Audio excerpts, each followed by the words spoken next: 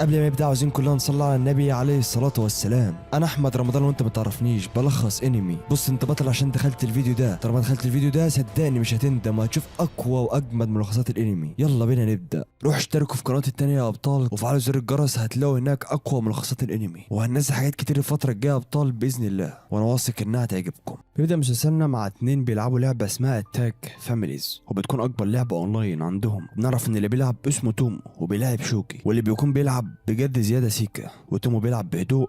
بقول تومو انه بيلعب مع شوجي اللي عنده حياه مثاليه وبيجيب درجات عاليه في المدرسه وعنده اصحاب كتير ولاد وبنات، وبيقارن تومو نفسه معاه وبيقول انه ضمن فريق الفاشلين في الحياه، وبيكون تومو الاول عالميا في اللعبه اللي بيلعبوها. وبنشوف ان شوجي خسر وبيقول شويه اعذار زي ان الشخصيه اللي كان بيلعب بيها ضعيفه جدا، وبيحاول تومو يفهمه ان الشخصيات متساويه في القوه، وبيقول له شوجي لا، وانه خسر بسبب خلل في اللعبه. وبيقول له تومو مش ممكن، وبيقول العب تاني باي شخصيه انت عايزها، ولو فزت اعترف بالخساره وقال له ماشي. وبيتضايق تومو ان شوجي قال ان اللعبه وحشه وبيفوز عليه فوز كبير جدا. وبعدين بيمشي شوجي وبيقابل بنتين وبيكونوا عارفين بعض، وبتقول له البنتين انت كنت فين وقاعد في المدرسه لحد دلوقتي ليه؟ بيقول لهم انه كان بيعمل حاجه مش مهمه. وبعدين بيقول لهم يلا نمشي نقعد في اي مطعم، وفعلا بيمشوا كلهم. بيطلع تومو وبيشوفهم وبيتكلم هو ماشي عن الحياه وانها عنصريه، ممكن الناس تعاملك على حسب شكلك وكلامك وغيره. وبيقارن حياته بحياه شوجي، وانه اتولد في عيله غنيه جدا وعنده كل حاجه، وبيقول انه مسيطر على كل الالعاب بس ما عندوش حياه اجتماعيه زيه. وبعدين بيروح بيلعب اونلاين وبيقابل في اللعبه لاعب اسمه نو نيم كان قبله قبل كده، وبيقول ان مستواه اتحسن قوي، ومش كده وبس، ده كمان درس كل تحركاتي من المره اللي فاتت واتدرب على ازاي ممكن يهزمني، بس انا لسه احسن منه في الهجوم، بس هو بيتفوق عليا في الدفاع شويه. ونشوف ان اللي بيلعبه بيكون في المركز الثاني بعده، وبيقول ان معظم اللي في الطبقه العليا بيعتمدوا على الهجوم على عكس اللي قدامي، وبيقدر توم يفوز في الاخر. وبيساله اللي قدامه هو عايش فين، وبيقول له كمان انه عايز يقابله. وبنروح المدرسه وبنشوف توم وهو بيقول ان اكيد خبر ان فزت على شوجي انتشر بس محدش هيهتم. وبعدين بيشوف شوجي هو بيتفق مع اصحابه انهم يخرجوا، بس بتيجي هنام وبتقول له انه هيشتغل معاهم النهارده في المدرسه. وبنشوف توم وهو بيبص لها بيقول انها الاولى على الفصل عندنا، وكمان الاولى في الرياضه على المدرسه. بيقول انها جميله وذكيه كل اللي هنا بيحبوها، بس بالنسبه لشخص فاشل زيي حياتها بتخوف. وبعدين هو ماشي في الطرقه بتندى عليه وبتقول له انا سمعت انك فزت على شوجي. بعدين بيجي شوجي وبتقول له مين اللي فاز، وبيقول لها شوجي انه خسر، وبياخدها وبيمشوا. بعدين بيروح تومو المكان اللي قابل فيه اللاعب اللي اسمه نو نيم اللي لعبه امبارح، وبعدين بتبعت له رساله انها وصلت ولابسه جيبه. بعدين بيروح لها تومو وبتفاجئ لما يعرف انها هينامي، وبتتصدم هينامي هي كمان وبتقول له مش عايز اصدق ان افضل واحد في اللعبه بيكون مجرد فاشل. بيقول لها تومو مش مصدق انك انت نو نيم. بتقول له عادي، ممكن يكون للواحد شخصيه جوه المدرسه وشخصيه تانية بره المدرسه، بس انا مش مصدقه ان اللاعب اللي بحترمه جدا بيكون مجرد فاشل تخلى عن الحياه وبقى منعزل. بقول لها تومو خدي بالك من كلامك، مش كل حاجه تتقال كده. بتقول له دي الحقيقه. بقول لها انت بنت قليله الذوق. بتقول له واللي انت لابسه ده بيدل انك قليل الذوق برضه. وبقول لها انه من حقه يلبس اللي هو عاوزه. وبتقول له بس لحد معين، مش تجيب كوتش وسخ وبنطلون مقطع وقميص متكرمش وشعر مش متسرح. وبعدين بتسيبه وبتمشي. وبقول لها استني. وبعدين بيكلمها عن حياته وازاي هو ما بيحبش نوع الحياه دي، وان ما عندوش ثقه في نفسه خالص ودايما وحيد حتى لو كان مع حد. وبتقول له انت اللي واهم نفسك بكده، وان الحياه جميله بس انت اللي مش عارف تستمتع بيها، والحياه زي اللعبه مش كل مره تخسر تقول ده بسبب اللعبه. وبقول لها انه فاهم هي عايزه تقول ايه، بس في الحياه صعب تغير شخصيتك. وبعدين بتاخده هينام معاها البيت وبتغير شكلها شويه لما بتشيل المكياج. وبتقول هينام لتومو انت كنت بتتكلم انك ما تقدرش تغير من نفسك، بص بشويه مكياج قدرت اغير من شكلي بدرجه كبيره. وبقول لها تومو انا ما بعرفش استخدم المكياج وشكلي هيفضل كده على طول. وبتقول له هينامي انت مش فاهم قصدي، وبتشرح له هينامي ازاي يقدر يحسن من شكله قدام الناس حتى لو شكله وحش. وبتقول له انه بشويه جهد يقدر يغير حياته ويزود ثقته في نفسه ويبقى عنده مهارات التواصل ويبقى شخص اجتماعي. وبتقول له انت في لعبه الحياه انت مش بتخسر بس، انت كنت بتقاتل بالعافيه كمان، يعني كنت غبي ما بيعملش حاجه. بعد ما بتشرح له ازاي يغير حياته ويقاتل في لعبه الحياه بتقول له انها تساعده. وبيقول لها تومو ان كان بيقول ان الحياه لعبه فاشله، بيقول لها انه متفق معاها انه ما ينفعش نلوم اللعبه من غير ما نبذل مجهود. وبيقول لها انك انت اللاعبه نونيم اللعبه اللي بحترمها لان عارف المجهود اللي بتعمليه عشان توصل للمستوى ده. وبيقول لها ان تفكيرنا مختلف، بس عايز اسالك سؤال، ايه تقييمك للعبه الحياه؟ بتقول انها بتكون في المركز الاول مع لعبه اتفام اللي بيلعبوها، وبتاثر تومو من كلامها. وبيقول انه كان مدي اللعبه كل وقته ما كانش مستني تقدير من حد في الحياه، بس ينام اللي فاهمه الحياه اكتر مني. بتقول ان اللعبه والحياه في مستوى بعض، وده خلاني احس مجهودي جاب نتيجه اخيرا. وبعدين بيقرر تومو ان يلعب ويقاتل في الحياه. بتقول له هنامي اخيرا صدقتني؟ بيقول لها مش بالظبط، بس مش هنعرف من غير ما نجرب الاول عشان عشان كده قررت العب لعبه الحياه. بعدين بتشرح له ينامي يعمل ايه. بعدين بيروحوا مطعم وبتقول له ينامي يلبس الكمام على طول ويفضل مبتسم تحتها طول الوقت عشان يقدر يدرب عضلات وشه عشان يبين تعابير كويسه لما يتكلم. بتقول له يتقابلوا في اوضه الخياطه قبل وبعد الحصص عشان تقول له يعمل ايه وتراجع مستواه. وبعدين هما ماشيين بتطلب منه هنامي يتبادلوا اكواد الصداقه في اللعبه. بعدين بيروح تومو وبيحاول يعمل اللي بتقول هنامي ويفضل مبتسم. وبتشوف اخته وبتقول له شكلك مقرف. وبعدين بيروح المدرسه وبقابل هنامي في اوضه الخياطه وتبدا هنامي تعلمه ازاي يعيش في الحياه. بتقول له في 3 مهمات لازم تعملهم. اول حاجه يبقى عندك صديق مقرب يسالك عن كل حاجه بتحصل لك. وبعدين يبقى عندك حبيبه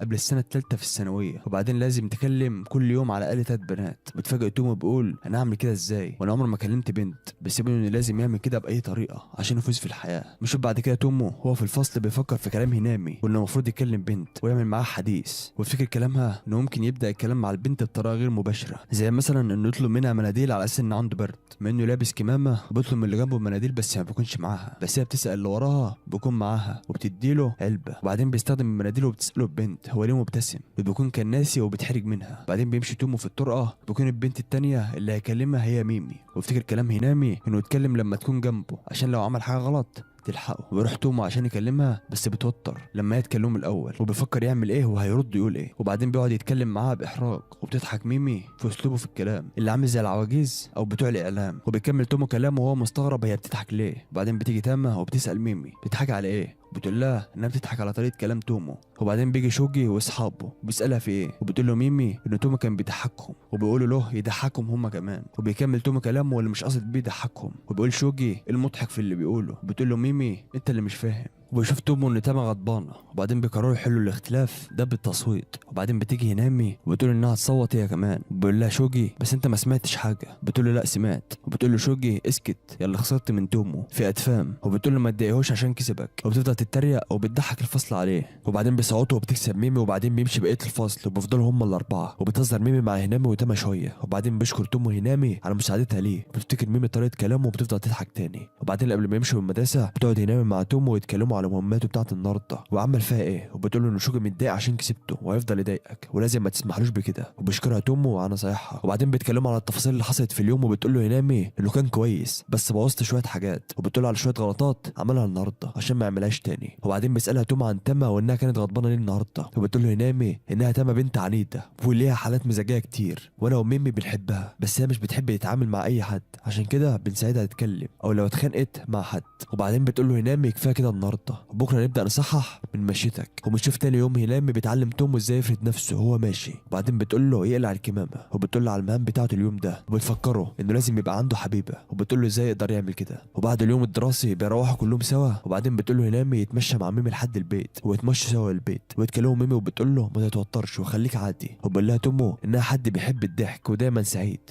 وبتقول له انها عايزه تبقى دايما مبسوطه مش اكتر. وبيفضلوا يتكلموا مع بعض طول الطريق وبيتكلموا عن حياتهم. وبيتكلم تومو عن حبه للعبه ادفام. وبعد كده بيتكلموا عن تاما شويه وشخصيتها وان ميمي بتحبها بكل تفاصيل شخصيتها. وبعدين بتوصل ميمي لبيتها وبتودع تومو. وبيقابل تومو هنامي تاني يوم وبيحكي لها عن اللي حصل مع ميمي. وبعدين بيتكلموا عن ازاي يفتح كلام مع شخص او مجموعه. وكمان تومو بيعرف ازاي بيقدر يعمل كده احيانا. وبتقول له هنامي تفكيرك كويس وتندهله باسم غريب. وبيسالها ايه الاسم ده. وبتقول له ان ده اسم شخصيه في لعبه انت بتفكرني بيها. وبكون تومو عارفها وبتفرح هنامي انه عارف اللعبه. وبعدين بترجع للشرح وبتشرح له طريقه المحادثه مع الناس. وبتديله بطاقات تعليميه فيها شويه جمل عشان الكلام وكده. وبتديله شريط متسجل عليه كلامه طول اليوم. وبتقول له لازم تعرف انت بتتكلم ازاي. وبتقول له انه هيخرج معاها يوم السبت. وبعدين بيروح تومو لهنامي يوم السبت متاخر في المكان اللي هيخرجوا فيه. وبيعتذر ليه على التاخير. وبتقول له انها تسامحه المره دي عشان يهتم بلبسه وشكله قبل ما يخرج على عكس المره اللي فاتت. وبعدين بيروح محل ملابس. وبتقول له هنامي لازم تعرف ازاي تختار هدوم تليق عليك. وبعدين بتقول له يلا خش اختار. وبنشوف تومو وهو محتار بس بيختار طقم في الاخر وبياخد راي هنامي اللي بتقول له كويس. وبتقول له كمان يروح يسال اللي بيبيع لو ينفع تقيسه ولا لا. وبيكون محرج يروح بس هنامي بتجبره على كده. وفعلا بيروح بس بيتلخبط في الكلام هو بيقوله. وبعدين بيروحوا مطعم عشان تدربوا هنامي على الاكل بشكل كويس في المطاعم والخروجات. وبعدين بيختاروا هياكلوا ايه. وبيتكلموا شويه مع بعض. وبتساله هنامي على الاختلاف اللي حصل له من اول ما بدأوا. وبيقول لها انه اتحسن في الكلام وما بقاش يتكلم نفسه كتير. وبعدين بتديله هنامي شويه نصائح في الكلام وازاي يعبر عن حالته بالكلام. تنام. وبعدين بيجي الاكل وبتكون فوكا صاحبتهم في المدرسه شغاله في المطعم، وبتفاجئ بيها تومو وبتقول لها هينامي انها صدفه جميله اننا قابلناكي، وبتحط لهم فوكا الاكل وبتقول لهم انها ما كانتش تعرف انهم صحاب قوي كده، وبترحب بيهم في المطعم وبعدين بتمشي. وبعدين بتقول هينامي لتومو انها عايزه تخلي فوكا حبيبته، وبتفاجئ تومو من كلامها وبتقول له انها الخيار الاحسن ليك وانك اتكلمت معاها قبل كده بشكل كويس، وبتقول له انها بنت لطيفه وممكن تقع في حبه بسرعه، وبتقول له انها شاكه انها ممكن تكون معجبه بيك، وبتبدا تقول له على شويه اسباب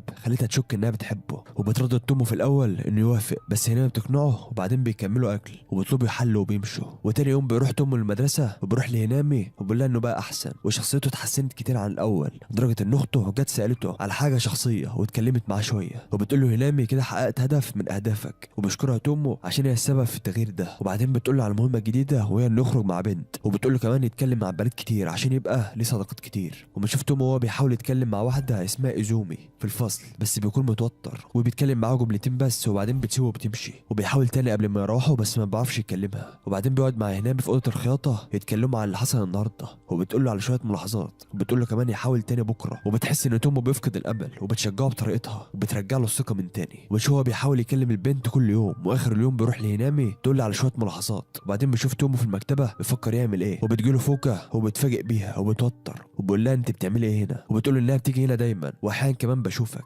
وبيفضلوا يتكلموا شويه عن الكتاب اللي معاه، وبتقول له فوكا انها بتحب الكاتب وبتفضل تتكلم عن كتبها المفضله. وبعدين بتقول له انها مبسوطه انها اتكلمت معاه، بقول لها ان هو كمان مبسوط. بعد كده بتقرب منه وبتقول له انها بتكتب روايه ممكن تديها له يقراها ويقول لها رايه، وبتفاجئ تومو انها بتكتب وبقول لها ماشي وانه هيبقى مبسوط بكده، وبتقول له ده يبقى سر بينا، وبتوعده وبتمشي. وبيروح تومو لهنامي وبيحكي لها على اللي حصل، وبتقول له هنامي يعمل ايه. بعدين بتعمل له تقييم لمهمات الاسبوع اللي عملها، وبتقول له انه فشل في مهمه الاسبوع ده وده مش حاجه محبطه، مع الوقت هيبقى عندك خبره اكتر وتحاول تاني الاسبوع الجاي. وبعدين بيشوف تومو ايزومي وهو مروح وبيقرر يكلمها، بيفكر يقول لها ايه. بعدين بيسالها لو هي مكتئبه ولا حاجه عشان هي قاعده حزينه، وبتقول له لا. وبعدين بيسيبها وبيمشي، وبترجع توقفه وبتقول له يعلمها لعبه ادفان. وبنشوف تومو ماشي مع ايزومي مروحين، وبتقول له ايزومي انها متعوده تروح دايما مع شوجي، بس هو الفتره دي بيتدرب على لعبه ادفان بعد المدرسه، ولما قلت له العب معاه قال لي انه ضعيف في اللعب مش هعرف تساعده في التدريب، عشان كده اشتريت نسخه عشان اتدرب لوحدي. بتقول له ايزومي انها مش فاهمه مشاعر شوجي ليها، هو دايما بيمشي معايا وانا افتكرت انه بيحبني بس هو بيقول لي ما تمشيش ورايا في كل حته. تسال تومو هو كده بيحبني، وبقول لها تومو يعني انت عايزه تتدربي عشان تقربي منه اكتر؟ بتقول له ايوه. هو بيسالها هنتدرب فين، وبتقول له عندي في البيت، وده بيفاجئ تومو. بعدين بيشوف تومو وهو بيفرجها على لعبه وبيكون مصدوم من حركاته في اللعبه، وبتقول له انها مخيفه شويه، وبيقول لها تومو ان اي حد مبتدئ هيقول كده. بعدين بيفتح وضع التدريب وبيعلمها الحركات وازاي تعملها واسلوب اللعب للمحترفين، ونشوف ان حركه ايديها بطيئه وبيديها تومو ساعه توقف عشان تدرب ايديها عليها وتكون سريعه، وبيشرح لها تومو تعمل ايه وتتدرب ازاي بنفس طريقه شرح هينامي. وبعدين بيديها شويه مباريات للاعيبه محترفه عشان تحفظ اسلوب لعبهم، وبيقول لها ان الفيديوهات دي فيهم كل حركات اللعبه ولو حفظتيهم مستواك هيعلى بسرعه. بعدين بتساله احفظهم ازاي على جهاز التحكم. بعدين بيطلع تومو ورقه وبيكتب فيها ازاي تنفذ الحركات بجهاز التحكم وكمان تفاصيل كل حركه، وبتندهش ايزومي لما تشوف كميه الحركات والتفاصيل اللي تومو حافظها، وبتقول له ايزومي ان الموضوع صعب جدا، وبتساله كمان هو ليه مهتم قوي كده باللعبه. بيقول لها تومو اللي بيلعبها من غير سبب معين. بتقول له ايزومي ان لو بقى لاعب محترف ما بيخسرش محدش هيحب يلعب معاه وهيبقى وحيد. وبيقول لها تومو ان مش فارق معاه والحاجه الوحيده اللي بتزعله في اللعبه انه يتدرب كتير من غير ما مستواه يعلى. وبتقول له ايزومي ان ده يخليك وحيد، وبتقول له ان عمرها ما شافته بيضحك مع اصحابه في المدرسه، وبيقول لها ان الضحك مع الصحاب مش كل حاجه في الحياه، في حاجات تانية اهم بالنسبه لي. وبتقول له ايزومي ان شخصيتها في الحياه مختلفه عنه خالص ومش هتعرف تغيرها ابدا. وبيقول لها تومو ان كان بيفكر زيها كده وان شخصيتها عمرها ما هتتغير، وكنت شايف الحياه لعبه فاشله لحد ما قابلت شخص اقنعني انه ممكن اتغير وخلاني العب لعبه الحياه، واتعلمت حاجات كتير عن الحياه وعرفت اعمل ايه عشان اتحسن واتغير. وبتعجب ايزومي بكلامه، وبيقول لها تومو انه متاكد انها تقدر تتغير زيه لو عايزه. وبعدين بيروحوا مطعم ياكلوا شويه حلويات وبيتكلموا شويه عن اللعبه. بتسال ايزومي لو قرر يطلب من فوكا يخرجوا سوا، وبيقول لها تومو انه تقريبا هو قرر هيعمل ايه، وبتقول له ايزومي انها مش هتساله هو قرر ايه بس لو احتجت مساعده انا معاك، وبتديله تذكرتين سينما عشان لو عايز يخرج مع فوكا هناك. بعدين بيروح تومو بيسمع تسجيل المحادثات بتاعته عشان يشوف هو بيتكلم ازاي ويحاول يحسن من طريقه كلامه. بعدين بيشوف تومو وهو بيتابع التدريب مع ايزومي في المدرسه. بعدين بيروح لفوكا وبيقول لها انهم لما اتكلموا في المكتبه عن الكتب اللي بيقراها هو كان بيكذب، هو ما بيقراش كتب كتير. بيقول لها ان شكله كان غلطان لما وافق يقول لها رايه على الروايه اللي بتكتبها عشان مش هيعرف يقيم الكتاب كويس. وبعدين بيعتذر منها وبتقول له عادي ولا يهمك، وبيقول لها تومو انه هيجي معاها المكتبه بعد كده ونبقى نتكلم مع بعض في مواضيع غير الكتب، ويبقى يقرا الكتب اللي بتقراها ويتكلم عنها بعدين، وبيسالها عن رايها وبتقول له انها تبقى سعيده بكده. وشوف تومو في الفصل لوحده بعد ما اليوم الدراسي خلص، وبيقول ان المره الجايه هيطلب من فوكا تخرج معاه للسينما. بعدين هو رايح لهينامي بيقابل صحاب شوجي في الطريق، وبيروح معاهم يقابل شوجي واللي بيكون عايز يلعبه تاني. بيقول له تومو بلاش، وانه عارف انه اتدرب كتير ومش عايز يجرحه. بفوزوا عليه وبيقول له عرفت منين اني اتدربت، وبيقول له من ايزومي. وبفكر تومو هيعمل ايه، بقول يا ريت هينامي كانت هنا. وبيشوف ان ايزومي جت هي كمان، بتتفاجئ ان تومو هنا. بلا شوجي مش قلت لك ما تجيش؟ بتقول انها اتدربت وبقت احسن وممكن تساعده في التدريب. وبنشوف مجموعه بنات تانية جات وبيسالوا في ايه، وبقول لهم اصحاب شوجي ان تومو هيلاعب شوجي تاني، وبيقولوا انهم هيتفرجوا. وبقول لهم شوجي ماشي بس ما تعملوش صوت. بشوف ان شوجي وتومو بيتحدوا بعض، وبتبدا المباراه وبيلعب تومو بكل قوه، بيتفاجئ الكل من حركاته وبيقدر تومو يفوز بكل سهوله. وبعدين بيقوم عشان يمشي وبيقول له شوجي استنى هنلعب تاني. بقول له تومو ماشي. وبنشوف هينامي وهي مستنيه تومو. بعدين بنشوف شوجي وهو بيحاول بكل جهده انه يفوز، بيكون مركز جامد ومتعصب. بعدين بتيجي هينامي وبتتفاجئ لما بتشوفهم متجمعين، وبيفوز تومو تاني وبيقول له شوجي هنلعب جيم تاني. وبيكسب تومو كل مره، ويشوف ان الكل مش فرحان من اللي بيحصل. وبيخسر شوجي تاني بس بيكون مستواه قرب من تومو. بيقول له هنلعب تاني. بتقول له اريكا كفايه لحد كده عشان الموضوع بقى مقرف. وبقول لها شوجي الموضوع ما يخصكيش. وبتقول له لا يخصني لما طلبت مننا نتفرج. وبقول لها انه ما طلبش منهم حاجه. وبقول لها كمان انت ليه بتمشي ورايا؟ بقول ان ده حاجه مقرفه. وبتقول له ما تتغرش عشان قلت لك ان كنت معجبه بيك. انا قلت كده عشان كنت فاكره ان اكون محظوظه لما صاحب اشهر ولد في المدرسه، بس ما كنتش اعرف انك مقرف كده. وبالله شوجي ما يهمنيش رايك وانت مش مهمه بالنسبه لي. وبعدين بتغزه عشان عمال يخسر قدامهم من تومو. بتقول له انه مش عارف يعوض خسارته اللي فاتت وانه ضعيف ومقرف. وبيغضب شوجي من كلامها وبيتضايق تومو هو كمان، وبقول لها تخرس. وبقول لها ان لعبه اتفام لعبه عظيمه وان الكل قادر انه يستمتع بيها، مش من حقك تتكلمي عليها ولا اللعيبه بتاعتها من غير ما تجربيها. وبقول لها ان مجهود شوجي ما راحش بلا فايده، مش من حقك تقللي من اللي عمله وانت مش عارفه كميه التعب اللي تعبه والمجهود اللي هو عمله عشان مستواه يتحسن. وبقول لها انه لعب وخسر وفضل يلعب ويقاتل وما قالش ولا حجه، بالعكس كمل لعب بكل روح قتاليه. وفي الاخر قدر يقرب انه يكسب، وفضل تومو يدافع عن شوجي قدام اريكا. وبقول لها انه مش اضحوكه وما تسخرش من حد، عمل كل اللي يقدر عليه. بقول لها انه بيكره الناس اللي زيك اللي ما بيقدرش مجهود الناس التانيين. بنشوف ان الكلام ما اثرش على اريكا وبتحاول ايزومي تهدي الجو. بعدين بتمشي اريكا مع اصحابها، بشوف ايزومي خايفه وحزينه من اللي حصل، بيطمنها شوجي. وبعدين بياخدها وبيمشي بيقول لتومو انه هيفوز المره الجايه. وبعدين بنشوف تومو خارج مع هينامي بيتكلموا شويه وبتساله هيعمل ايه مع فوكا. بعدين بيطلع تذكرتين السينما وبيطلب منها تروح معاه، بتقول له انها مش فاضيه بس هتخرج معاه الفيلم اللي بعده. وبيفرح تومو وبنشوف ان مشاعره ونظراته للحياه بدات تتغير. وبنشوف تومو يوم الاجازه في البيت بيلاعب هينامي اونلاين، بيفتكر كلامها عن الموعد بتاعه مع فوكا ومفروض يعمل ايه. وبنشوفه هو بيفوز عليها في اللعبه وبتقول له نلعب جوله تانية، بيقول لها ماشي. بنشوف بعدين هو بيعمل اللي هينامي قالت له عليه، بنشوف ان شكل حياته بيتغير وهو فرحان بكده. بعدين بنشوفه في المدرسه مع ايزومي بيتكلموا عن اللعبه. وبعدين بيقول لها ان عيد ميلاد شوجي قرب، وبتقول له عرفت منين؟ وبعدين لسه فاضل عليه شهر. بعدين بنشوف صاحب شوجي ميزو بيروح لتومو وبيسلم عليه وبيتكلم معاه على الكلام اللي قاله لما كان بيلاعب شوجي، وانه عجب بالكلام وقال له انه متفق معاه في اللي قاله، وده بيفاجئ تومو. وبعدين بيحكي لهينامي اللي حصل لما يتقابلوا، بيقول انه عايز يخرج معانا ولا يجيب بنت كمان معانا عشان نكون 4. بتقول له هينامي ماشي، واختار انت بقى البنت اللي هتيجي معانا كتدريب ليك. بيفكر تومو هيجيب مين، وبيقول انه هيجيب ايزومي. وبتقول له هينامي ليه؟ وبيقول انا عايز اجيب هديه لشوجي، ممكن تسأل صاحبة ميزو عن اللي بيحبه وعشان كده ممكن تخرج معانا. وبتقول له هينامي ماشي. وبعدين بيشوفه بيقول له ايزومي، وبتقول له انها مش هتقدر عشان انتوا خارجين تتغدوا ومش هجبركم تتسوقوا معايا. بفكر تومي يقول لها ايه عشان يقنعها تيجي معاهم، وبتردد في الكلام شويه. وبقول لها انه كمان عايز يشتري هديه لشوجي، مش خارج يتغدى بس، هو بيعمل كده عشان يصحح الاوضاع بينه وبين شوجي ويبقوا اصحاب. بتقتنع ايزومي بكلامه وبتوافق وبتتحمس للموضوع وبتكون عايزه تصالحهم عشان هما الاثنين صحابها. بعدين بيشوف تومي وهو مروح من المدرسه وبيوقفوا ميزو وبقول له انت هتجيب ايزومي مش كده؟ وبقول له ايوه. وبعدين بيكلموا على الحاجات اللي اتغيرت فيه وانه ما بقاش انطوائي، وبقول له ان دي حاجه كويسه. بعدين بشوف تومو وهو بيتعشى مع عيلته، بتقول له دعوه لجروب اختيار الهدايا بيكون ايزومي هي اللي عاملاه، بيكون محتار يخش ولا لا. بتقول لاخته يسيبوا الموبايل هما بياكلوا عشان ده بيضايقها. بعد كده بيروح اوضته وبيفكر وبيقرر انه يخش الجروب. اول ما بيخش بيرحبوا بيه وبعدين بيتفقوا يخرجوا امتى. بعدين بيشوف تومو وهينامي واقفين مستنيين البقيه في المكان اللي هيخرجوا فيه. بعدين بيجي ميزو وبيسلم عليهم، وبعدين بتيجي ايزومي وبيعزمهم ميزو على الايس كريم. بشوف تومو وهو بيحلل تصرفاتهم. بعد كده بيروحوا يشوفوا هيشتروا ايه. بتكون عزومي محتاره وبتسال تومو ممكن تجيب هديه لشوجي، وبنلاقي تومو تفكر في الحاجات اللي بيحبها شوجي. بعد كده بنشوف تومو وهو قاعد مع عزومي بيفكر في كلام هينامي، وبتساله عزومي فكرت هتجيب ايه؟ بيقول لها انا لسه بفكر، وبيسالها هي هتجيب ايه، وبتكون لسه محتاره هي كمان. بعدين بيفكروا سوا ممكن يجيبوا ايه، وبتقرر عزومي تشتري جل للشعر. بيقول لها ميزو انه عارف النوع اللي بيحبه شوجي، وبياخدهم وبيروحوا يشتروا واحد.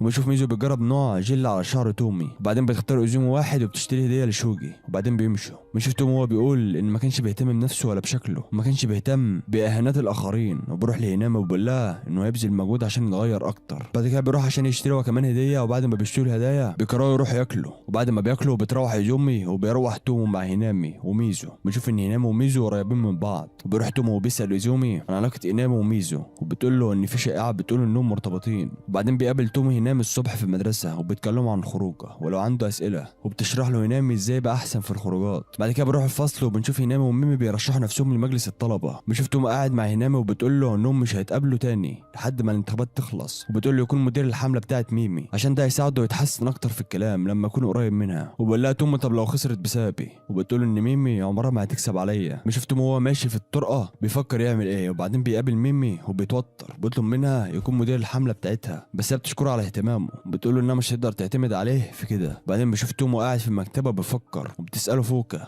لو في حاجه. بيقول لها انه بيفكر في الانتخابات مش اكتر، وبتقول له انها مش عارفه ليه ميمي شاركت، دي حاجه جديده عليها. وبتقول له انها عايزه تغير في المدرسه وتغير نفسها كمان. وبيروح تومو وبيفكر ليه واحده زي ميمي عايزه تغير. وبعدين بيروح تومو المدرسه الصبح وبيقابل ميمي وصاحبتها يومي واقفين عند البوابه بيدعوا الطلاب بيصوتوا ليها. وبتقول له ميمي ان يومي هي اللي هتكون مديره الحمله، وبتشكره على عرضه بتاع امبارح. بعدين بيشوف هينامي واقفه بتدعي الطلاب يصوتوا لها، وبيكون ميزو مدير الحمله بتاعتها. بيشوف تومو ان هينامي عارفه كل الطلاب واهتماماتهم، بيقول ان ميمي مستحيل تفوز عليها. بعدين بيقابل تومو ميمي في الطرقه وبتوري له ميمي قائمه الحاجات اللي هتعملها لو نجحت، بس تومو بيقول لها اننا ممكن نعدل فيها ويكون شكلها احسن. وبيروحوا سوا يعدلوها، وبتعجب ميمي بالتعديل وبيعرض تومو على انه يساعدها في الحاجات اللي زي دي، وبتتحمس وبتوافق انه يشارك ويكون مع يومي في اداره الحمله. وبعدين بتساله ميمي انت ليه مصر تشارك معاه في الحمله، وبيفكر تومو وبيقول لها انه عايز يشوف هينامي بتخسر. بيقول لها انه بيحب الالعاب وبيحب يهزم شخص قوي، عشان كده شايف ان هزيمه هينامي بتبقى ممتعه. وبتقول له ميمي ان هي كمان عايزه تتحدى هينامي وتفوز عليها، وانه هيكون شيء ممتع لو فازت، وبتتحمس للفوز. بعدين بشوف تومو وهو بيتكلم عن هينامي وانها لعيبه قويه جدا في لعبه الحياه، وانه لسه مبتدئ بس بمساعده ميمي هيقدر ينافس هينامي في اللعبه دي. بعدين بيروح تومو مع ميمي صاله الالعاب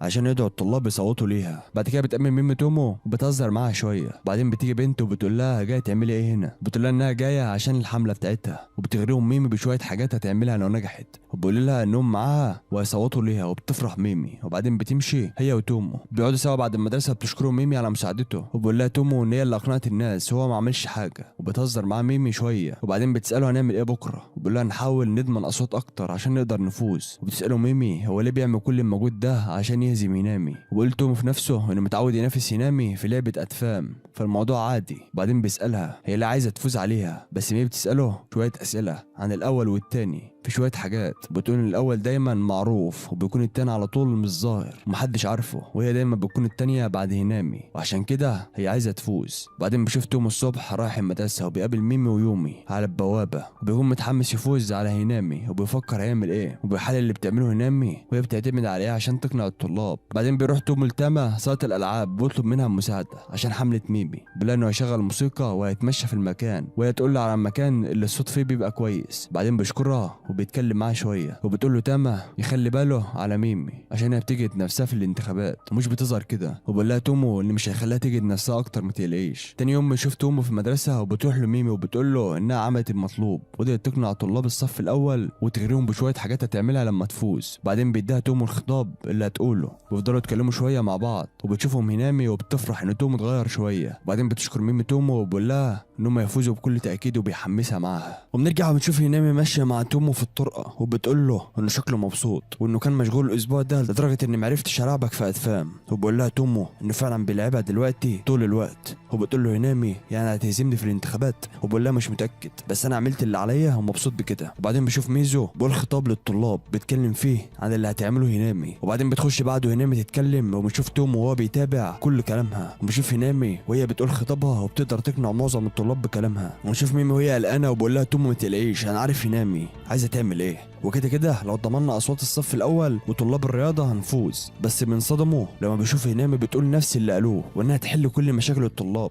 لما يكسبوا، وبتغريهم بشويه حاجات هتعملها لو نجحت. وبنشوف ميمي متفاجئه وبتقول له تومو هنعمل ايه؟ هنامي هتعمل نفس اللي احنا هنعمله. وبنشوف تومو وبيقول انهم جروا ورا طلاب الصف نزل وبيطلب منها انها تروح معاه السينما وبتوافق. وبعدين بيرجع تومو البيت وبيقرا الكتاب اللي بتحبه فوكا، بيحب اسلوب الكاتب بتاعه وبيبدا يقرا اكتر في المكتبه. وبعدين بنشوفه هو مروح المدرسه وبيقابل تاما في الطرقه وبتكون بيتفرج على ميمي وهنامي، هما بيجروا وبيقعدوا يتكلموا شويه عليهم وعن حبهم لبعض وعلاقه الصداقه اللي بينهم. يا سلام يا جدعان الواحد نفسه في ربع الحادي. وبعدين بيشوف تومو قاعد مع هنامي تاني يوم بيتكلموا شويه، بتقول له انه ماشي بنفس الاسلوب اللي بيلعب بيه لعبه اتفاهم في الحياه، ده شيء كويس انك يكون ليك اهداف معينه بتبذل جهد عشان تحققها. فعلا والله حط هدف قدامك في الحياه، لازم تحط هدف قدامك في الحياه. بعدين بيشوف تومو ماشي في الطرقه سرحان وفجاه بيقابل ميمي وبتخض منها وبتهزر مع ميمي شويه. وبعدين بيقول لها تومو انها بقت تتمرن كتير الايام دي، وبتقول له ايوه وكمان بذاكر مش كفايه خسرت في الانتخابات. وبيقول لها تومو ما تقلقيش يا باشا انا معاكي. بعدين بتساله ميمي رايح فين؟ برد عليها تومو رايح اشتري اي حاجه ادفعها اجيب لك معايا. بترد عليها يا عم تسلم يلا انا هطير انا بقى. بعدين بيقابل تومو تاما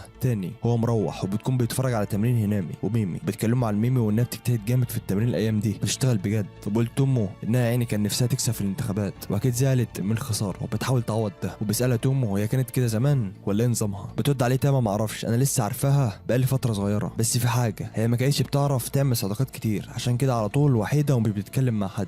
بيسالها تومو اتعرفت على ميمي ازاي؟ بترد عليه بس خايف الموضوع يجيب نتيجه عكسيه. بيسالها تومو هي ليه ميمي عايزه تفوز عليك؟ وبتقول انها زمان فازت على فريق السله بتاعها في بطوله. بعدين بيروح تومو لتاما وبيسالها عن اللي حصل لميمي زمان وبتحكي له انهم قدروا يتاهلوا لنهائي المدرسه لكره السله، وميمي كان نفسها تكسب بس هنامي قدرت تكسبنا، والكل كان فرحان باللي وصلوا له بس ميمي كانت حزينه. وبعدين بيروحوا عشان يتفرجوا على تمارينهم من الشباك بس الجو كان بيمطر، وبيقول له انهم اكيد مش هيتمرنوا بس بيشوفوا حد رايح يجري وبيفتكروه ميمي وبيروحوا عشان يوقفوه بس بتطلع هنامي وبيقولوا ان ميمي اكيد روحت. وبيشوف ميمي بتتفرج على هنامي وبتحزن انها مش قادره تكمل التمرين زيها. بعدين بيشوف ميمي قاعده تاني يوم في الفصل حزينه، بتروح لها تاما وبتقول لها انها رايحه التمرين، بتقول لها ميمي انها جايه كمان. بتشوف ميمي بتتردد تخش تتمرن معاهم. بعدين بيشوف تومو هو واقف في الشباك وبيشوف ميمي مروحه بيروح وراها بسرعه عشان قلقان عليها، وبيقابلها في الطريق وبيسالها ما رحتش التمرين النهارده ليه؟ بتقول انها تعبانه شويه. بعدين بيسالها عن خسارتها زمان من هنامي في كره السله، وبيسالها ده السبب اللي مخليكي عايزه تفوزي على هنامي؟ بتحكي له ميمي ده لما خسرت راحت تتفرج على فريق هنامي في النهائي بس هي بتخسر وبتحصل على المركز الثاني، وكان كل فريقها فرحان بس هي كانت زعلانه وبتعيط عشان فريق تاني خد المركز الاول منها، وساعتها انا زعلت ان ما قدرتش اكون زي هنامي. وبتقول انها حاولت تغير من نفسها شويه بس اترجت انها مجرد شخص عادي، ده سبب خلاني عايزه اكون زي هنامي. بتقول له بعدين هنامي جت تتكلم معاها وقالت لي ان لعبي كان قوي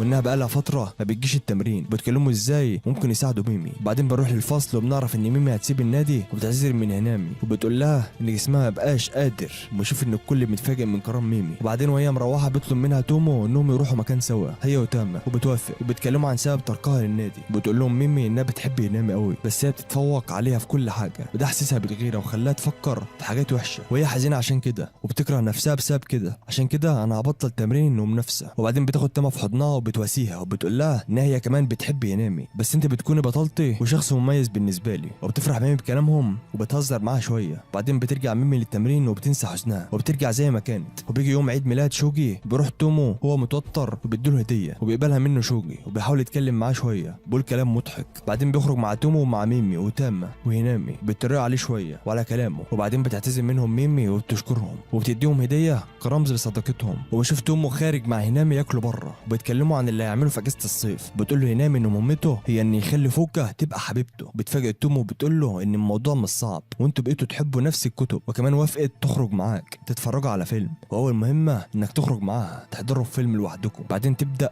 تبقى لطيف معاها وبتقول انها تدربه ازاي يعمل كده وازاي يخليها تحبه. وبعدين بتخرج معاه هنامي وعلى اساس انها حبيبته بتوريه ازاي يتعامل معاها. بيروحوا يشتروا هدوم وبتوريه حبيبته ممكن تقول له ايه في موقف زي ده. بعدين بيروحوا يلعبوا اتفام وبيفرح تومو لما بيشوف ان مستوى هنامي علا وبيفوز عليها. بعدين بيلعبوا تاني. بعدين بتقول له هنامي يسجل رقم فوكا عنده، وبقول لها تومو انه ما خدش رايها عشان يعمل كده. وبتقول له هنامي انها قالت له وهي وافقت. وبعدين بتقول له هنامي يبعت لها رساله عشان يظبطوا يخرجوا مع بعض عشان يتفرجوا على الفيلم. وبيكون تومو متردد في الاول بس بيكتب رساله وبتقول له هنامي وريني الرساله. بتقول له انها كويسه انهم يعملوا حفله بالليل ولازم يكون فاضي ساعتها وكمان هيباتوا في مكان واحد. بتردد تومو في الاول بس هنامي بتقنعه وان الموضوع ده هيفرق معاه وهيغيروه اكتر. بيوافق تومو وبتقول له انهم هيجتمعوا بكره، مهمته انه يهزر مع ميزو 3 مرات بكره، وبتشرح له المفروض يعمل ايه. بعدين بيروح تومو وبيقابل ميزو وبيهزر ميزو معاه شويه، وبعدين بتيجي هينامي بيروح على بيت ميمي، بس ميمي بتعتذر منهم عشان جدتها تعبت ومش هيعرفوا يبعدوا عنها، وبتقترح هينامي يروحوا يقعدوا عند تومو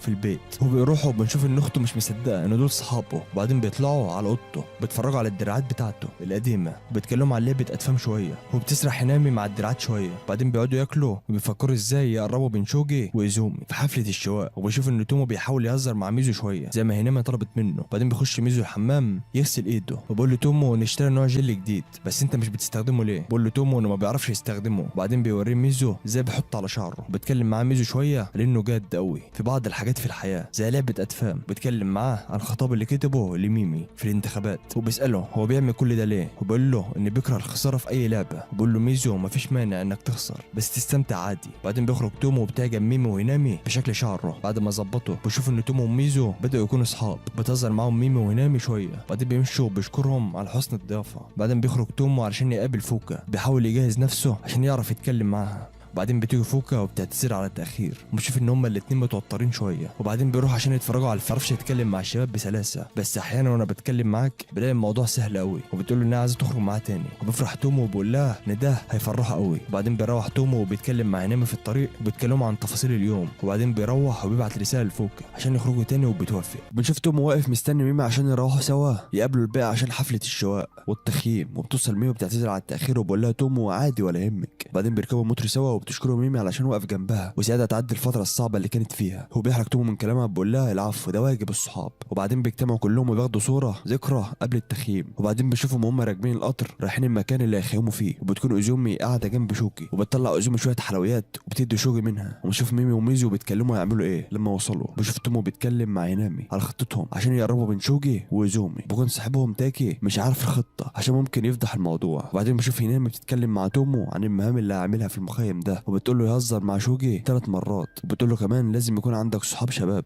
اكتر، ولازم يقوي علاقه الصداقه اللي بينه وبين ميزو. وبتقول له ان احسن واحد يكون صاحب ليك عشان هيديك نصائح كتير في اي مشكله تقابلك، وكمان هيساعدك تغير من نفسك كتير. وبتقول له كمان يتدرب على الكلام بعد ما فوكا قالت له انها بتلاقي صعوبه في الكلام معاه شويه. بعدين بيوصلوا المكان اللي هيخيموا فيه وتوزع هينامي المهام عليهم، بتخلي شوجي وايزومي يجهزوا الاكل، ميزو وتاكي وميمي يجهزوا الخيم، وهي وتومو يجهزوا النار والشوايه. بعدين بيشوف تومو بيتكلم مع هينامي وهما بيجهزوا النار وبيسالها لو في حاجه، وبتقول له لا مفيش. بتسال ليه؟ بقول لها عشان خليتينا مع بعض افتكرت انك عايزه تقولي لي حاجه عن مهام النهارده. وبتقول له لا مفيش، وان اختارته عشان ده احسن حاجه ممكن يعملها علشان الخطه. بعدين بيجهزوا الاكل وبياكلوا سوا وبيهزروا شويه مع بعض. وبنشوف تومو وهو مبسوط انه اتغير وجه معاهم. وبعد الاكل بنشوف ايزومي قاعده مع شوجي وبتكون بطنها بتوجعها شويه. بقول لها شوجي ده من كتر الاكل اللي كلتيه. بعدين بيقول لهم ميزو يلا عشان نلعب في النهر شويه، وبينزلوا الميه وبيلعبوا مع بعض. بنشوف شوجي وايزومي بيهزروا مع بعض بالميه. بنشوف تومو وهو مبسوط ان الخطه ماشيه كويس. بعدين بيجيب تاكي كابوريا وبيوريها لايزومي، وبتخاف وبتقع وبيلحقها شوجي. بيقربوا لبعض وبتشكروا ايزومي وبيعتذر منها تاكي بعد كده. وبعدين بيروح الشباب وبيقعدوا في اوضه سوا يتكلموا. وبيقول شوجي عايزين نلعب كوتشينه، وبيسال ميزو لو موجوده هنا، وبيقول له اكيد موجوده. وقبل ما شوجي يقول لتومو يروح يجيبها بيسالوا ميزو عن حبيبته القديمه، بيتكلموا كلهم سوا عليها وبيحاولوا يستفزوا شوجي شويه. وبيقول لهم شوجي ان خلاص مبقاش عايز يرجع لها، وبقوا يتكلموا قليل قوي مع بعض.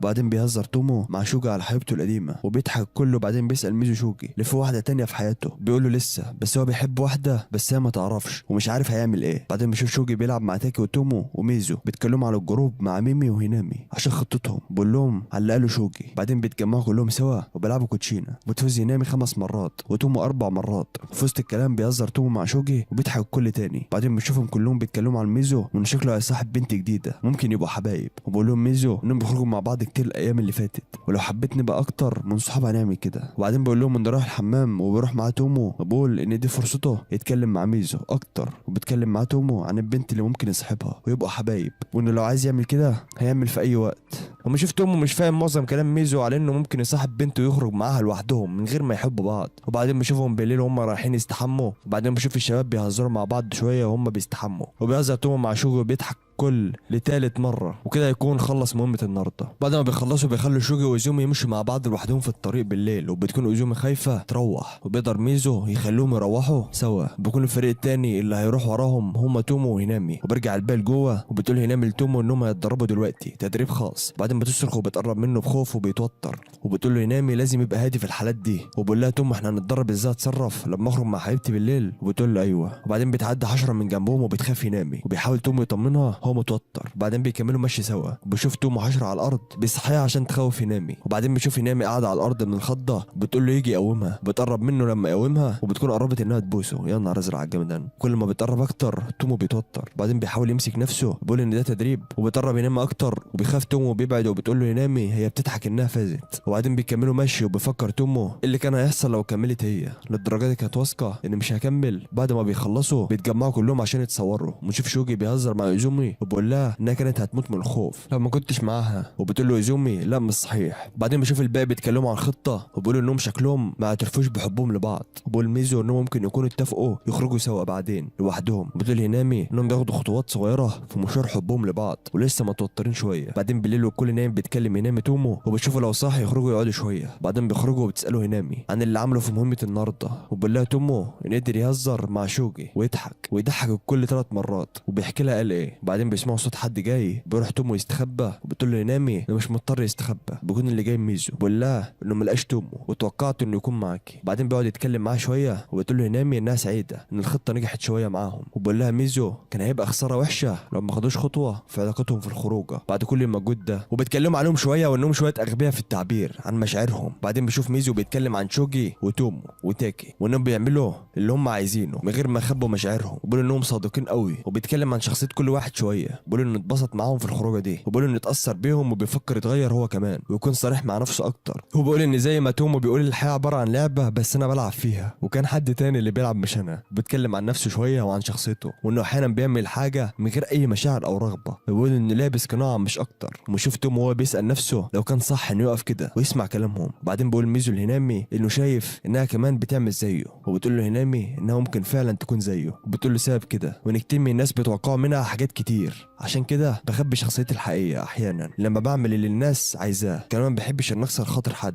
وفي اخر الكلام بتقول له ان ده سر. وبشوف تومو وهو متفاجئ من شخصيه هينامي وكلامها وهي على طبيعتها. وبعدين بتقول هينامي انها في وقت بتتضايق من اللي بتعمله، وده شيء طبيعي، وانا بظن ان كل شخص عادي ويمثل شويه في حياته، عشان كده شايفه ان كل شخص لازم يتنازل عن شويه حاجات في الحياه والتعاملات مع الناس. بعد ما تخلص هينامي كلام بيضحك ميزو وبيقول لها انها مذهله فعلا. بعدين بيقول لها ان دايما بيلعب دور الحبيب لما بيتعامل مع البنات، بيبقى عارف مشاعرهم وبيتقبلها، بس معاكي بكون صريح، بس انت اللي بتكوني بتمثلي. وبقول لها ان دي حاجه غريبه ان الادوار اتبدلت دلوقتي، ده اول مره تحصل لي. وبقول لها اني فعلا مش مناسب ليها، بس انا عايز اقول لك حاجه برضه. بقول لها ميزو اني بيحبها وانه عايز يعرف مشاعرها الحقيقيه في يوم من الايام. وبقول لها انه عارف لو طلب انهم يتواعدوا هترفضه وتعتذر منه هينامي. وبقول لها لسه لحد دلوقتي مش عايزه تصرحيني بحقيقه مشاعرك. وبعد ما خلص كلامه بقول لها انه ارتاح وانه عمل اللي عايزه واللي حسه، وان بقاله فتره كبيره ما عملش كده. وبعدين بقول لها انه مش هيستسلم وهيفضل يحاول معاها. بعدين في نص كلامهم بيخرج تومو وبيعتذر انه كان بيسمع كلامهم من غير ما يعرف، وبتفاجئ بيه ميزو وبتقول له هينامي عن اللي حصل وبيسامحه ميزو، وبقول له انه عارف انك ما تقصدش، وبقول له انه شجاع انه طلع واعتذر. وبعدين بيرجعوا سوا المخيم، وتاني يوم بيروحوا في القطر. وشوف تومو وهو بيفكر في كلام ميزو وانه قرر يتغير هو كمان. بيقول ان هينامي ما تاثرش بكلام ميزو وكملت اللي هي فيه. بعدين بيكمل تفكير فيهم وهو مروح مع ميمي. بعدين بيروح وتبعت له هينامي رساله وبتقول له يعترف بحبه لفوكا لما يتقابلوا. وبيفكر تومو هيعمل ايه، ولا هو فعلا بيحب فوكا ولا هيكمل تمثيل. وبعدين بيشوف تومو مستني فوكا عشان يخرجوا، وبتيجي بتكون لابسه لبس جميل. وبعدين بيتمشوا شويه في المهرجان وهم بيتكلموا وبيجيبوا حلويات. وبعدين بيروحوا يتفرجوا على الالعاب الناريه وبيكونوا مبسوطين جدا. بيشوف تومو وهو بيفكر ايه المختلف في الخروجه عن اللي فاتت، وبيقول انه مجهزش الكلام اللي هيقوله وبقى يتكلم من دماغه وبيقول اللي حاسه. بعدين بيسالها تومو ايه رايك في الكلام معاه النهارده، ترد عليه بتقول له كان سهل جدا. وبعد ما الالعاب بتخلص بيروحوا، وبيكلم تومو هينامي تقابله على المحطه. وبتيجي هينامي وبتساله عملت ايه، وبيقول لها انه ما اعترفش بحبه لفوكا. وبتقول ان الموضوع بيبقى صعب في الاول. بيقول لها انه ما قالش بس كان قادر يقولها. بيقول لها النهارده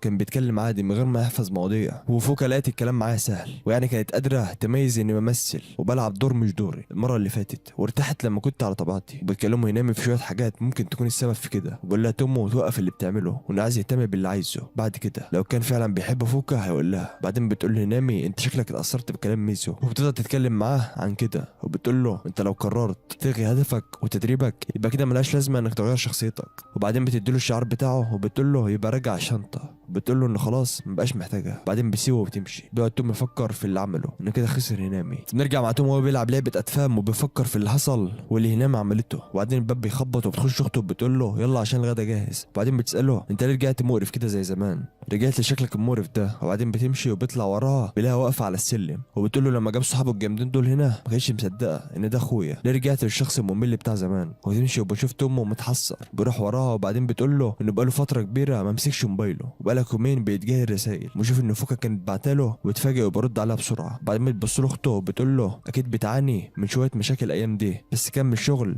في اللي كنت بتعمله. بعدين ما تشوفه هو رايح يقابل فوكا وهو بيفكر فيها واللي عمله معاها. بوصل وبيقابلها وبيسلم عليها ويمشي سوا. بيفكر هو ماشي في اللي عمله من بعد ما ساب ينامي وانه بقى مرتاح اللي بيعمله بعد اللي قالته فوكا عنه انها مرتاحه في الكلام معاه لما يكون على طبيعته. وبعدين بيوصلوا محل كتب عشان يشتروا كتب الكاتب بتاعهم الجديده وبيتفرجوا على الكتب وبيتكلموا شويه وبتختار فوكا الكتب اللي عايزاها. بعدين بيروحوا مطعم وبيخش توم الحمام وبيفضل يفكر في الحاجات اللي اثرت عليه وهو بيطور شخصيته وبيفتكر شويه حاجات كان بيعملها مع هنامي والمرحله اللي وصلها بعد التدريب. وبعدين بيروح يقعد مع فوكا وبيتكلم معاها عن اليوم اللي خرجت معاه وليه قالت انه كان صعب الكلام معاه وبيقول لها على اللي كان بيعمله وانه كان بيتدرب على الكلام وازاي يفتح مواضيع وكده. وبيسالها وبياخد رايها في اللي كان بيعمله وهل يكمل فيه ولا يخليه على طبيعته وخلاص. وبتقول لفوكا انها بتلاقي الكلام معاه سهل لما بقدر اتخيل اللي بتقوله في دماغي واحس بشعورك بس كان احيانا بيصعب عليا التخيل وبتكون الصوره مش واضحه. وبتقول له بس بعدين بقيت اتخيل كلامه ده بصوره ابيض واسود ومع الوقت ابتدت تتلون والموضوع كان مفاجئ ليا ان اتغير بالشكل ده وخيالي يوسع اكتر معاك. وتفضل تتكلم معاه عن اللي عمله فيها وانه غيرها. وبتقول له انه شيء جميل ان الانسان يطور من شخصيته ومع الوقت هياخد على الموضوع واللي حواليه هيفهموه. ويفرح تومو بكلامها وبيشكرها وبتقول له ان دي اقل حاجه اقدمها لك بعد ما ساعدتني ابص العالم بشكل تاني. بعدين بيروح تومو بيحاول يكلم مينامي عشان يتقابلوا تاني بس هي بترفض بس بيقدر يقنعها في الاخر. بيروح يقابلها في مول واول ما بتوصل بيقول لها تعالي نروح مكان تاني نتكلم فيه. وبيروحوا يتمشوا بره وبيفتكر تومو اول مره قابلها فيها. وبعدين بيوقفها بيقول لها انه بيحب الالعاب والمنافسه وكان حتى مبسوط بلعبه ضدها في الانتخابات. وبيكلمها على الفرق اللي بيلاقيها هو بيلعب اتفام ودوره في الحياه وانه عمل كل مجهوده عشان يطور شخصيته في الحياه. وبيقول لها عن سبب لعبه للالعاب اللي زي اتفام هو انه بيقدر يحرك شخصيته على حسب رغبته وارادته وانه كان مش مضطر يعيش ضعفه في الحياه وكرهه لذاته. وده اللي خلى الالعاب المكان الملون بالنسبه له. وده اللي خلاني ابعد عن الحياه وتفاصيلها وانه ما كانش عايز يخش الحياه بشخصيته الضعيفه دي. وكانت الايام بالنسبه له ضلمه لحد ما عرف ان في طريقه ممكن تلون العالم ليه وانت السبب في كده. بيقول لها انه عايز يبقى شخصيه كويسه في الحياه وانه بقى يحب لعبه الحياه بسببها ودي هي رغبته الحقيقيه. بنشوف نامي مش مقتنع بكلامه. بيقول لها تومو عندك حق، ايه فايده كلامي لو ما قدرتش اثبتها؟ بقول لها انه بقى عنده الرغبه خلاص في التغير ويقدر يثبت كلامه. وبنشوف ان تومو اسلوبه اتغير ونظرته للحياه كمان اتغيرت. بنشوفه بيقدر يقنع ينام بكلامه. بقول لها انها عايشه دور مش دورها وهي بتتفوق عليه في الحياه بس انا متفوق عليكي في الاستمتاع بالحياه. بيفضل تومو يتكلم عشان يقنعها اكتر. بقول لها عن السبب اللي خلاه احسن منها في لعبه اتفام وانه بيشتغل على حسب رغبته مش عشان مضطر يعمل كده. بنشوف ان تومو بيقول لها الكلام ده بعد ما حلل لعبها وعرف هي بتفكر ازاي. ونشوف في الاخر ان هنام اختلفت معاه في وجهه نظره. بتقول لها انها مش هتعرف تثبت انك غلطت حاليا بس هخش معاك وهنتقابل في نص الطريق واشوف من الصح. بتقول له ياخد وقته في اللي بيفكر فيه عشان يقدر يقنعها تماما المره الجايه لو كان كلامه صح. وبعدين بتساله ناوي يعمل ايه دلوقتي. بيقول لها تومو على الحاجات اللي هيعملها وانه يكمل تطوير في شخصيته على حسب رغبته. هو بيطلب منها تكمل مساعدته وتحدد له مهام. وبتقول له بس ممكن المهام دي تعرض رغبتك. وبيقول لها ان ساعتها هيتجنب رغبته شويه لحد ما يطور ويشوف هيمشي ازاي في الحياه على حسب رغبته. بتوافق انامي وبتقول له انها متحمسه تشوف نتائج التدريب معاه. وبيرجعوا اصحاب زي ما كانوا زمان. وبعدين بيروحوا مطعم عشان ياكلوا. بيرجع لها تومو الشنطه بتاعتها وبتقول له انه ممكن يحتفظ بيها. بيقول له انه خلاص هيشتري واحده بنفسه وانه عايز يعمل كده. بتتفاجئ انامي لما بتلاقي الشعار اللي كان اشتراه على الشنطه. بيقول لها انه بيخلي الشنطه اجمل. بيقول لها اعتبريه عربون شكر اللي بتعمليه معايا. وبتوافق هنامي تاخده. بعدين بيجي الاكل قبل ما بياكله بتقول له هنام على مهمته الجديده. بتفاجئ تومو انها رجعت للتدريب بسرعه كده. وبيشوف ان المهمه انه يروح يقدم على شغل. وبيقابل تومو هناك ميزو وبيتفاجئ بيه. وبيكون ميزو شغال هناك بيعرف البنت اللي هتشتغل معاه لو قدر ياخد الوظيفه. وبعدين بيشوف تومو خارج مع اصحابه ويشتروا لبس وشويه حاجات وبيكونوا مبسوطين مع بعض.